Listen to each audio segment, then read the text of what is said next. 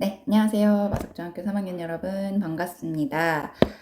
방금 선생님이 150페이지 정답 이렇게 쭉 적으면서 이제 보여드렸는데, 그거는 잘 확인하셨나요? 내용학습이기 때문에 본문만 선생님이랑 잘 따라왔으면 충분히 채울 수 있는 부분들이었습니다.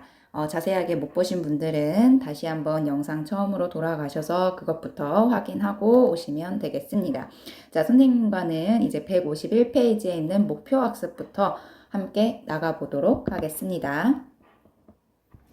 자, 교과서 151페이지를 펼쳐주시기 바랍니다. 1. 가와 나의 관점을 비교해 봅시다 라고 나와 있네요. 여러분, 관점을 비교해 보자 라는 게 무엇인지에 대해서 옆에 도움말이 쭉 나와 있습니다. 일단 가는요, 여러분, 이칠권리 법제와 시급해라는 글이었고요. 나는 이칠권리 법제와 신중해야라는 글이었습니다. 자, 보세요. 글의 관점이란 글쓴이가 글에서 다룬 화제에 관해 기본적인 태도나 방향 또는 처지를 말해요 라고 합니다. 예를 들어서 긍정적 관점, 부정적 관점, 중립적 관점 등이 있다라고 되어 있네요. 자, 그럼 괄호 1번 보세요. 이칠권리 법제화에 관한 두 글의 관점을 정리해 봅시다 라고 되어 있네요. 가는요, 여러분, 이칠권리 법제화에 대해서 어떤 관점이었어요?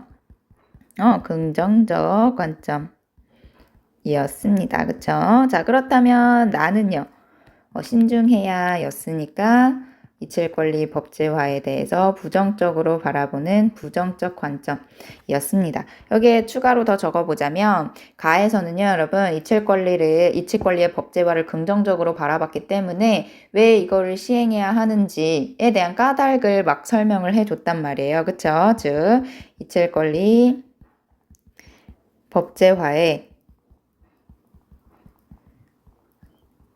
필요성을 쭉 세 가지로 제시를 했죠. 자, 그렇다면 나는요, 이칠권리 법제화를 좀 더 신중하게 생각해 봐야 한다라고 주장을 하는 글이었기 때문에 이칠권리를 법제화하면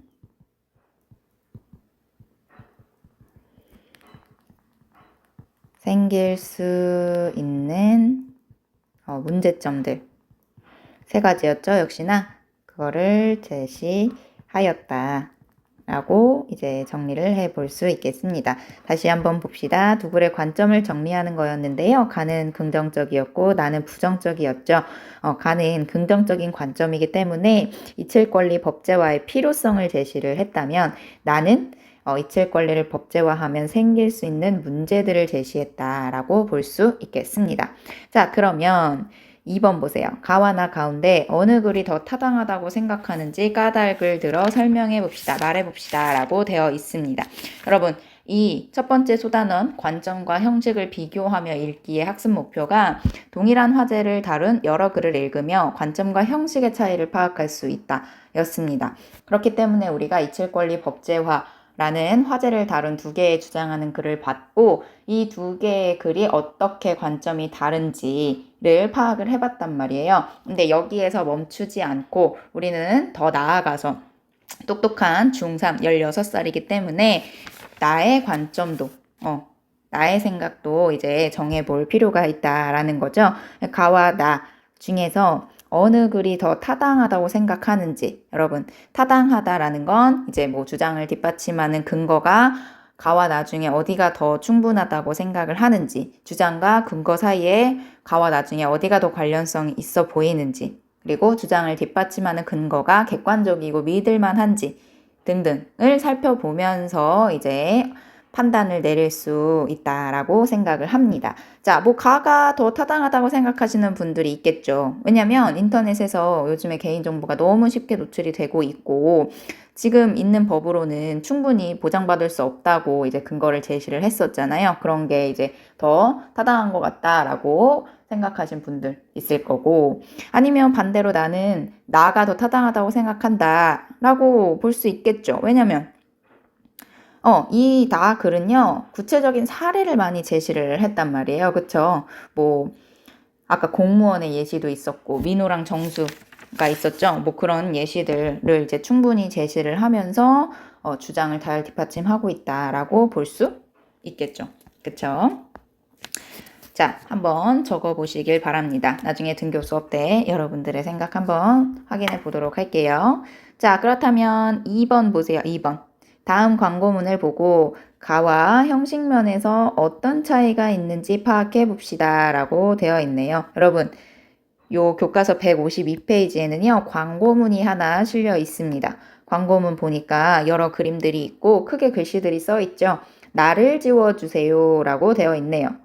나를 지워주세요? 뭘 지워달라는 거지? 나에 대한 어떤 걸 지워달라는 거지? 뭐 이런 궁금증이 생기죠.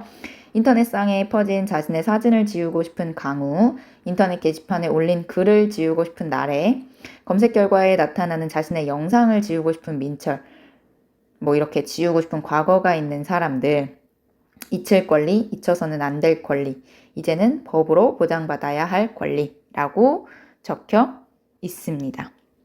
여러분, 이 광고문을 이렇게 쭉 보니까 어떤 느낌이 드세요? 어떤 걸 주장하는 것 같아요? 잊힐 권리 법제화해야 한다. 라고 주장을 한다. 라는 게 눈에 바로 보이죠. 그쵸? 나를 지워주세요. 라는 이제 문구를 딱 띄우면서, 그림 같은 것들. 여기 옆에 보시면 여러분, 지우개 들고 있잖아요. 그쵸? 자신의 정보를 지우고 있는 그림. 같이 제시를 하고 있죠. 되게 인상 깊죠. 그쵸? 그리고 뭔가 사람들에게 호소하는 듯한 문구를 쓰잖아요. 그러니까 이제 기억 속에 딱 박힐 수 있다. 뭐 이런 특징이 있겠습니다. 자, 그러면 153페이지로 넘어가 보세요. 이 광고문에서 말하고자 하는 바는 무엇인가요? 잊힐 권리를 법제화 해야 한다. 입니다. 우리가 앞에서 배웠던 가와 나 중에선 어느 글의 주장과 일치하나요? 가의 글과 일치하죠. 그쵸? 뭐 잊힐 권리를 법제화해야 한다. 잊힐 권리는 법으로 보장받아야 할 마땅한 권리이다. 뭐 이런 식으로 써보시면 되겠습니다. 자, 그 밑에 보세요. 가와 광고문의 형식적 특성을 짝과 함께 정리해 봅시다 라고 되어 있네요. 각각의 글이 어떻게 구성되어 있는지, 표현상의 특징은 무엇인지 생각해 보아요 라고 옆에 도움말에 쓰여져 있습니다. 여러분, 가 글은요, 글이잖아요. 주장하는 글이었죠. 그쵸? 근데 152페이지에 실린 건 광고문이에요. 그림이랑 짧은 문구가 함께 제시가 되어 있다라는 거죠. 자, 보세요. 가는 주장하는 글이기 때문에 서론, 본론, 결론으로 구성이 되어 있고요. 광고문은 짧은 문구와 그림을 함께 제시하고 있습니다. 자, 그리고 가 글 같은 경우에는 이제 글쓴이가 서론에서 그렇다면 뭐 잊힐 권리를 법제화해야 하는 까닭은 무엇인가 뭐 이런 식으로 질문을 던지죠. 그리고 나서 그 질문에 대한 대답을 논리적으로 이야기를 쭉 해주면서 독자들을 설득을 합니다. 자, 질문을 던진 뒤 그에 관한 답을 논리적으로 제시한다. 라는 게 이제 가의 두 번째 특징이죠. 그리고 세 번째, 주장을 뒷받침하는 근거가 쭉 나왔죠. 몇 가지였죠? 세 가지였죠. 잊힐 권리를 법제화해야 하는 까닭 세 가지를 쭉 설명을 해 주었습니다. 나누어 제시하였다. 자, 그렇다면 여러분, 교과서 152페이지에 실린 광고문은요? 일단 나를 지워주세요 뭐 이런 식으로 사람들에게 호소하는 듯한 문구를 썼단 말이죠.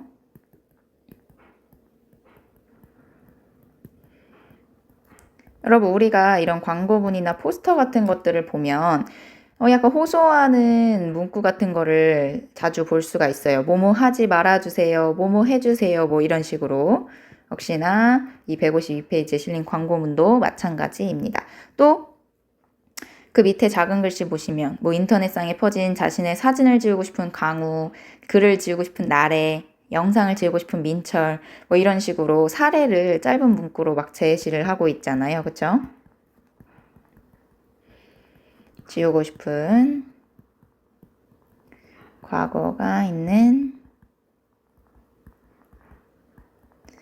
사람들의 사례를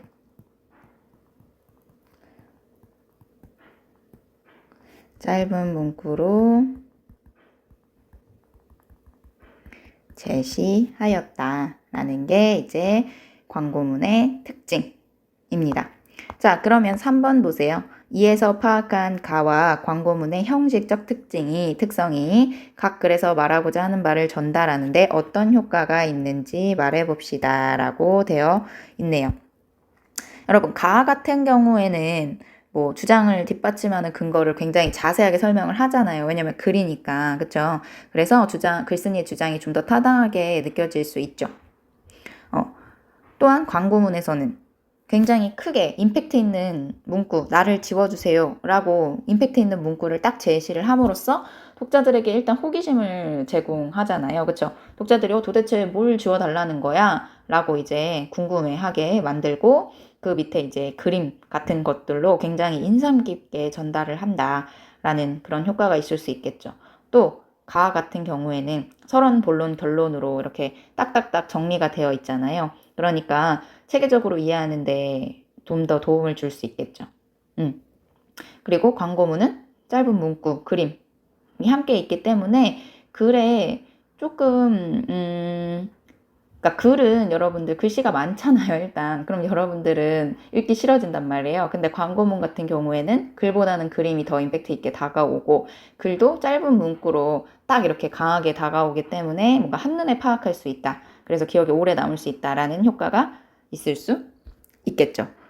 그쵸? 그래서 선생님이 한번 정답을 정리를 해 보도록 하겠습니다. 좀 기니까 여러분들 잘 따라서 적어 보세요.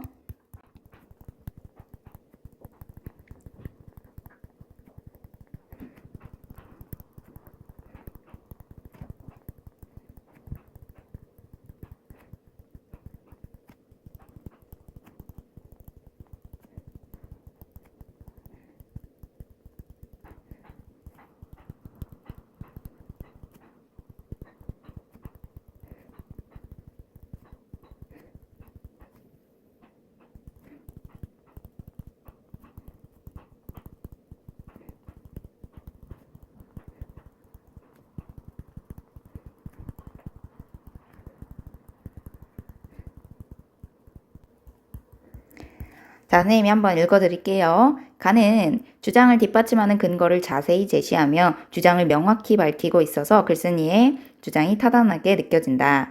광고문에서는 나를 지워주세요라는 문구가 사람들에게 호소하는 듯해서 호기심을 자극하고 주장을 인상 깊게 전달한다. 이렇게 적으시면 되겠고 하나 더 적어봅시다.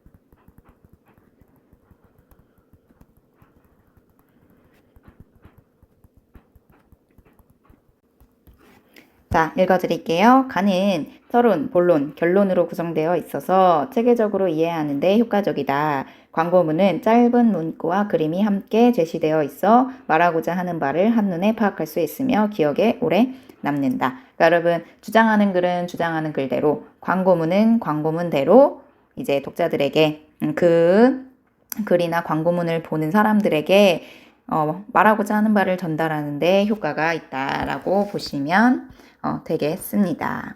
자, 잘 요약해서 정리해 보도록 해보세요. 자, 교과서 154페이지로 넘어가 보도록 하겠습니다.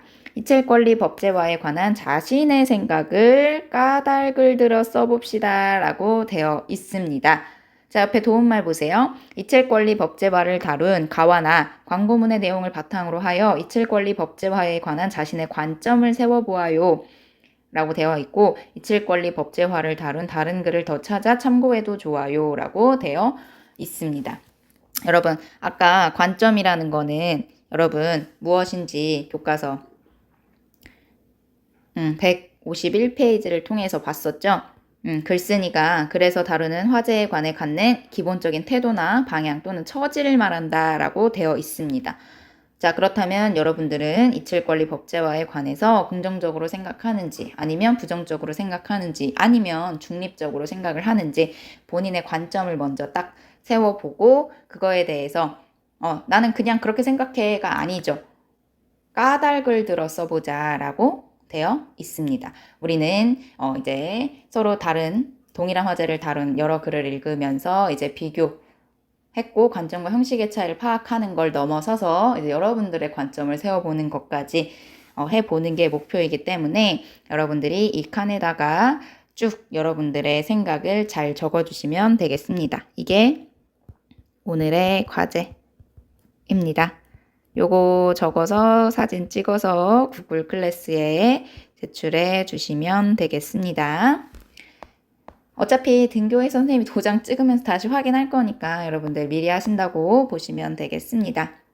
자, 그 밑으로 이제 내려가 보세요. 알아두기가 있죠? 글의 관점과 형식을 비교하며 읽기입니다.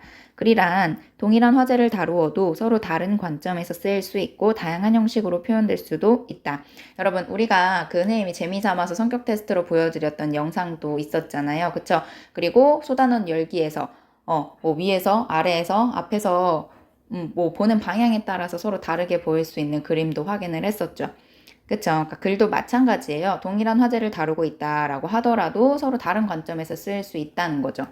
이칠권리의 법제화도 마찬가지였지만 뭐 여러분들 신문에 뭐 칼럼 같은 거를 보더라도 서로 다른 의견들 많이 등장을 하잖아요. 그쵸?